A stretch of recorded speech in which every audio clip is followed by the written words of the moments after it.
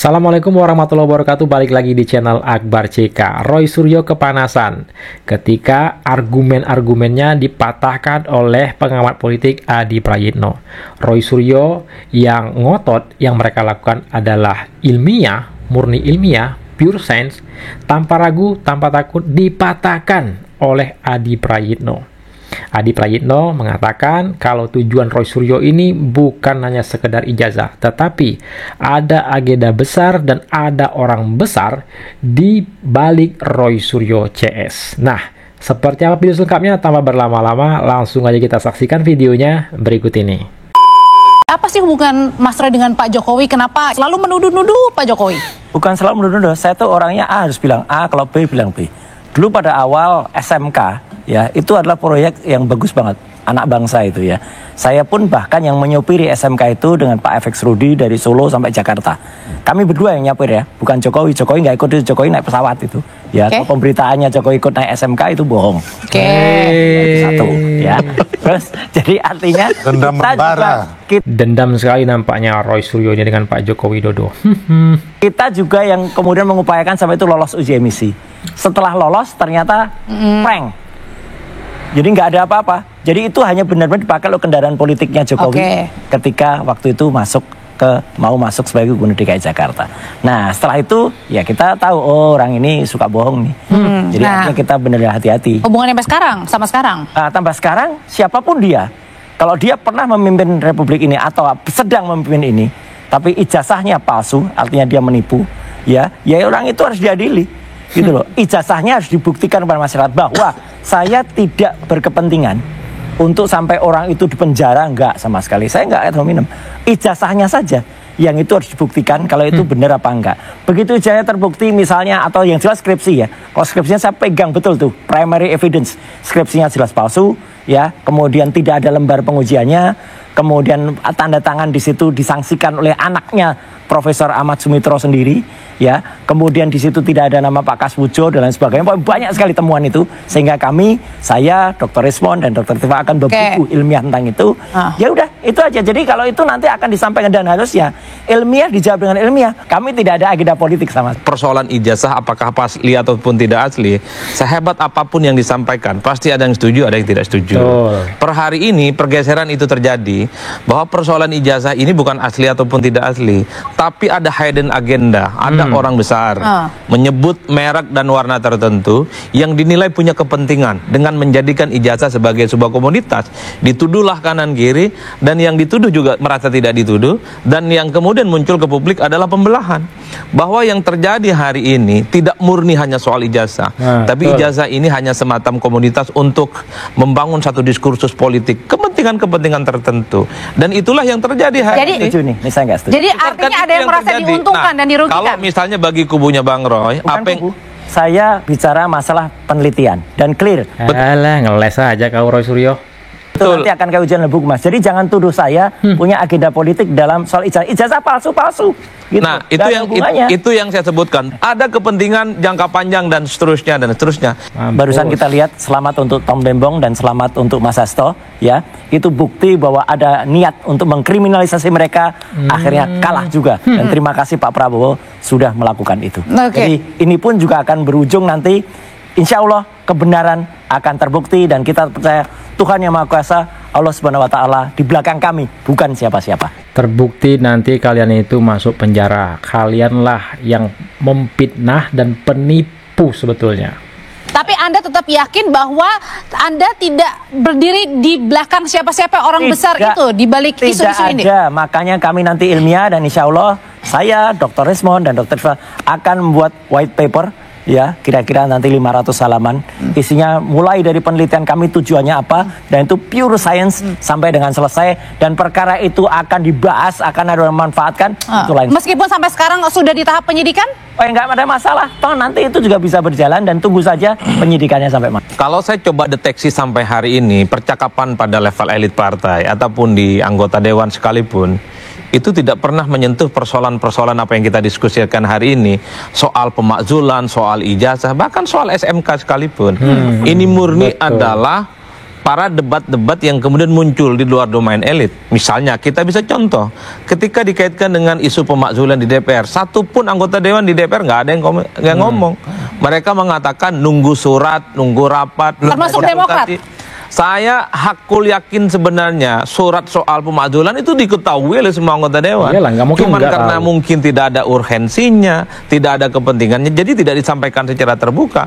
Apalagi ngomong ijazah, karena bagi anggota dewan bukan kerjaan mereka. Anggota dewan itu adalah kerjaannya adalah RDP, check and balances, kemudian budgeting, dan seterusnya dan seterusnya.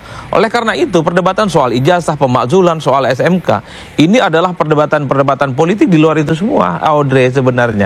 Oleh karena itu kalau mau jujur sebenarnya soal kontroversi dan kegaduhan ini adalah aktor-aktor yang saya sebut sebagai non parlemen, non partai politik yang sebenarnya muncul isu-isu yang berdiri pada diametral masing-masing. Itulah yang saya sebutkan. Per hari ini sangat tergantung di mana posisi politik kita. Kalau ada di posisinya Bang Roy, apapun yang disampaikan oleh Bang Roy 4000% oke. Soal salah benar akhirnya pada relatif.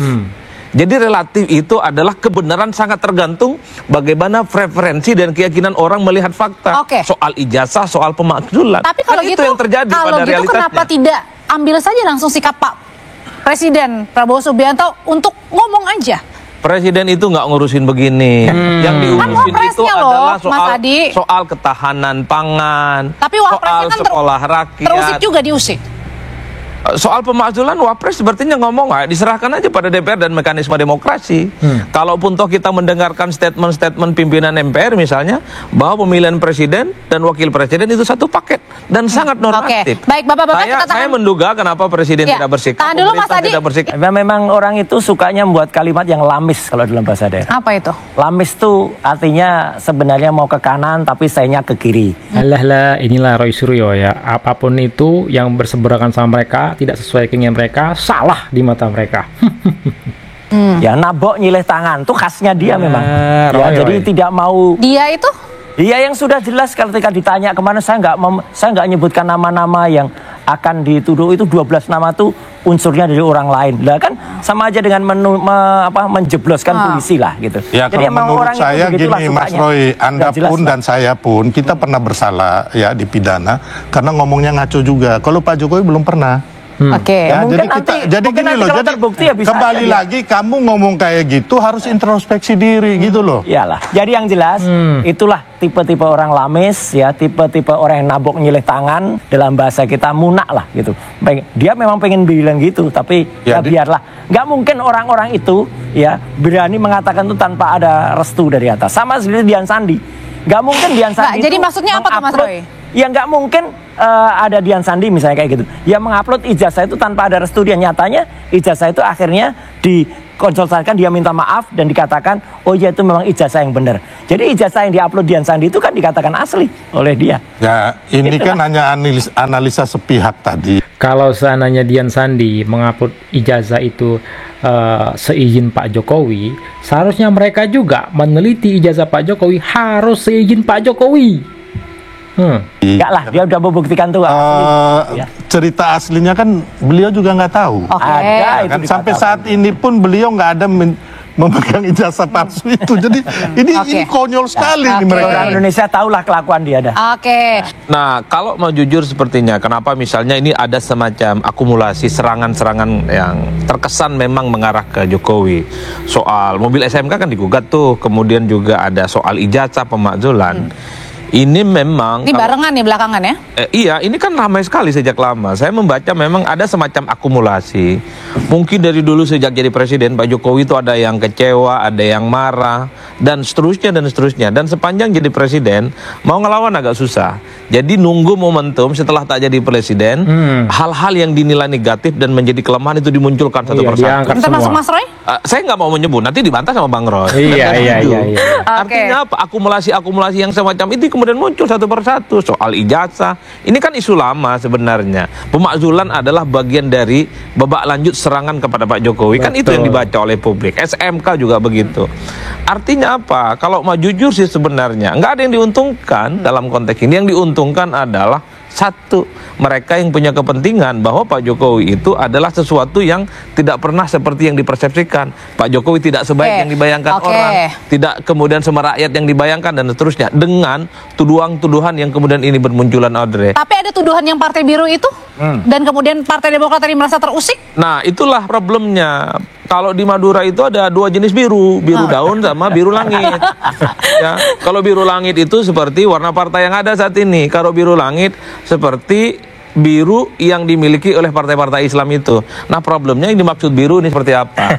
Nah, yang menarik pernyataan orang besar. Kalau kita belajar tentang hermeneutik ya secara politik, orang besar itu tentu tidak bisa kita maknai secara intelek. Kan asumsi orang besar itu adalah badannya besar. Tidak sederhana itu. Yang besar itu mungkin karena kekuasaannya besar. Atau dia bisa mengorkestrasi begitu banyak instrumen dan kepentingan. Siapa sih yang kira-kira? Bisa oligarki, bisa bohir, bisa elit. Jadi multitafsir. Ini mirip sebagai sebuah statement politik untuk mencari dan menelisik kira-kira yang disebut dengan besar ini, yang kepentingannya dengan ijazah, yang kepentingan dengan pemakzulan, dengan SMK, tebak sendirilah. Tapi endingnya kira-kira si orang-orang ini kira-kira mau kemana sih pesannya? Endingnya mau kemana? Mau kemanain? Yang mana ini? Yang mau kemana ini? Iya, pesannya untuk mengapakan Pak Jokowi dan keluarga ini endingnya? Ya, untuk menunjukkan bahwa Pak Jokowi dan keluarganya tidak sebaik yang dibayangkan orang. Udah itu saja judul ceritanya. Kan itu faktanya yang ingin ditunjukkan. Soal ijazah, apalagi soal pemakzulan dan soal MK. Ini akumulasi yang saya sebut sebagai kelemahan untuk melakukan serangan balik kepada Pak Jokowi. Dan serangan-serangan semacam ini terjadi sejak 2014. Dan bahkan ketika bersama dengan PDIP sekalipun, dalam banyak hal PDIP memberikan pembelaan yang semacam ini. Pasca pecah kongsi, PDIP tidak pernah membela Pak Jokowi. Yang membela itu adalah Bang Silvester dan Bang Ade Armando sejak 6 bulan yang lalu sampai hari ini. Dan yang didiskusikan ini terus, asli apakah tidak asli, tunjukkan atau tidak. Tapi kalau yang bicara mengatakan orang besar itu siapa? Jokowi kan? Tanya ke Jokowi, Jokowi bisa nggak nunjuk orang besar itu siapa? Kalau dia nggak bisa nunjuk orang besar itu siapa, dia memecah belah bangsa. Udah jelas ini, kan sekarang malah jadi masyarakat saling tuding. Kok bisa ya Jokowi itu punya pikiran seperti ya yang memecah bangsa? Giring opini Roy Suryo. Saya itu kalian yang menuduh orang tanpa bukti. Jokowi itu bisa orang besar tapi nggak mau cerita penelitian besar. Mereka ini sampai saat ini saya bilang 0 besar. Kenapa? Yang diteliti ijazah digital ya kan, yang ada di sosial media. Kalau nggak ngerti teknik, itu nggak bisa diteliti. Dibawa ke pengadilan pun tidak bisa. 0 besar pengetahuan soal teknik. Jadi gini aja. Kita minta Joko Widodo menunjukkan orang besarnya. Kalau enggak nanti saling tuding. Jadi banyak nih PR-nya Pak Jokowi menunjukkan ijazah asli, menunjukkan siapa yang dimaksud. Berarti banyak banget dong tugasnya Pak Jokowi. Udah gila Roy Suryo ini. Yang menarik, saya baca ya nih Pak Syarif, tolong dikoreksi. Ada kader dari Demokrat, ya Yan Harahap, malah mengatakan bagus menurut saya, daripada Jokowi melakukan insinuasi, ya menuding-nuding gini, tunjukkan saja ijazah asli. Nah itu cerdas itu, gitu.